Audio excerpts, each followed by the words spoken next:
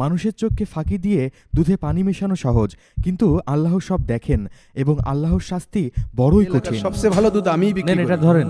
কারণটা কি? সবাই জলিল ভাইয়ের কাছ থেকে দুধ নিচ্ছে, আমার এত দুধ সন্ধ্যার আগে কিভাবে বিক্রি করব? কি যে করি আল্লাহ, টেনশনে পড়ে গেলাম।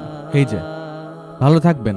জলিল কাকা, আবু পাঠিয়েছে 5 লিটার দুধ দেন তো। এই নাও বাপ, টাকা তোমার আব্বা দিয়ে গেছে।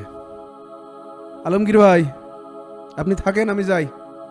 আজ 4000 টাকার দুধ বিক্রি হয়েছে। আচ্ছা ভাই যান, আমার এত দুধ কিভাবে যে বিক্রি করবো এখন? ফাও ফাও 500 টাকা ইনকাম হলো, কি বলিস? কিন্তু জয়েল কাকার টাকাটা না এভাবে নেওয়াটা আমার মনে হয় উচিত হয়নি। আমারও তাই মনে হচ্ছে রে, কিন্তু কি করা যায় বলতো?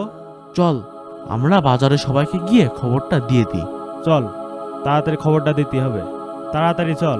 জলিল কাকা এতদিন ধরে মানুষের সাথে ধোঁকাবাজি করে।